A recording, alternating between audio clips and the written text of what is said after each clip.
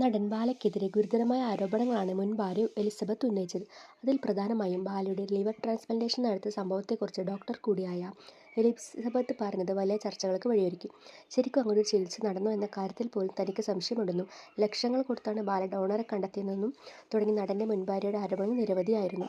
ഇതിന് പിന്നിലെ സത്യാവസ്ഥ എന്താണെന്ന് വെളിപ്പെടുത്തിക്കൊണ്ട് എത്തിയിരിക്കുകയാണ് ബാല ഇപ്പോൾ. സോഷ്യൽ മീഡിയയിലൂടെ അദ്ദേഹം പങ്കുവച്ച വീഡിയോയ്ക്കൊപ്പം എലിസബത്തിന് മറുപടിയായി മറ്റൊരു വീഡിയോ കൂടി ഉൾപ്പെടുത്തിയിരിക്കുകയാണ്. ഞാനിപ്പോൾ സംസാരിക്കുന്നത് ജേക്കബിനെ കുറിച്ചാണ്. അദ്ദേഹം ഒരു വീഡിയോ ചെയ്യട്ടെ എന്ന് പറഞ്ഞെങ്കിൽ വേണ്ടെന്ന് ഞാൻ പറഞ്ഞതാണ്. പക്ഷേ അത് പുറത്തു വന്നതോടെ ഇതിനെക്കുറിച്ച് പറയാൻ ഞാൻ നിർബന്ധിതനായിരിക്കുകയാണ്, ബാല പറയുന്നു. പിന്നാലെ തനിക്ക് കരൾ പകർത്തുന്ന ജേക്കബിന്റെ വീഡിയോ കൂടി ചേർത്തിരിക്കുകയാണ് നടൻ. ഞാനാണ് ബാലചേട്ടൻ്റെ ഡോണർ. ഓക്കെ, എൻ്റെ ഫുൾ നെയിം ജോസഫ് ജേക്കബാണ്.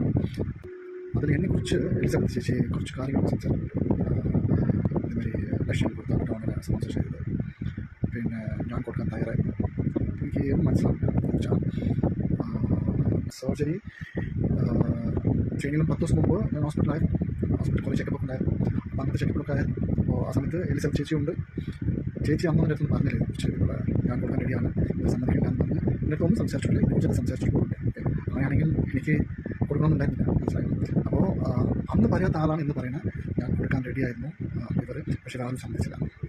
ഡോക്ടർ, ആളൊരു ഡോക്ടറാണ്. അപ്പോൾ ഡോക്ടറായ സ്ഥിതിക്ക് കൊടുക്കാമെന്ന് പറയുന്നത് ബ്ലഡ് അല്ല, ഇറ്റ്സ് എ ലിവറാണ്. ഓക്കെ, ലിവർ ട്രാൻസ്പ്ലാന്റ് ചെയ്യാനായിട്ട് എന്തൊരു പ്രൊസീജിയർ ഉണ്ടെന്ന് അതറിയുന്ന ആൾക്കാർക്ക് മാത്രമേ അറിയൂ. ഓക്കെ, ഓൾമോസ്റ്റ് 10 ഡേയ്സിന് വേണ്ടി പിന്നീട് കുറേ ആപ്ലിക്കേഷൻസ്, കുറേ മീറ്റിംഗ്സ്, അവിടെ പോകണം ഇവിടെ പോകണം, കുറേ ഫോംസ് വേണം, അത് ഫിൽ ചെയ്യണം, ഇത് ഫിൽ ചെയ്യണം, കുറേ ചെക്കപ്പ് ഉണ്ട്, ടെസ്റ്റ്, കാർഡിയോ ടെസ്റ്റ്, അങ്ങനെ കുറേ സംഭവമുണ്ട്. ഓക്കെ, പെട്ടെന്ന് ലിവർ കൊടുക്കാമെന്ന് പറഞ്ഞാൽ പെട്ടെന്നാവില്ല.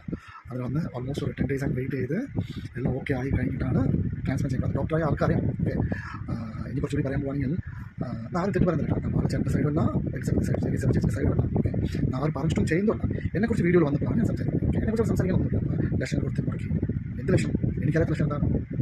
ഞാൻ ഇതുപോലും ചേട്ടൻ ഒരു കാര്യം ഞാൻ ചോദിച്ചില്ല. ഓക്കെ, ചേട്ടൻ കുറേ കാര്യങ്ങൾ ചെയ്തിട്ടുണ്ട്. ഓക്കെ, അത് ഒരിക്കലും ഇല്ലാന്ന് പറയില്ല, കുറേ കാര്യങ്ങൾ ചേട്ടൻ ചെയ്തിട്ടുണ്ട്. ഓക്കെ, പക്ഷേ ചെയ്ത കാര്യങ്ങളല്ലാണ്ട് എന്തൊക്കെയോ വിളിച്ച് സംസാരിക്കും ചേച്ചി. അപ്പോൾ ചെയ്യാത്ത കാര്യങ്ങൾ പറയുമ്പോൾ എനിക്ക് ദേഷ്യം, മനസ്സിലായി.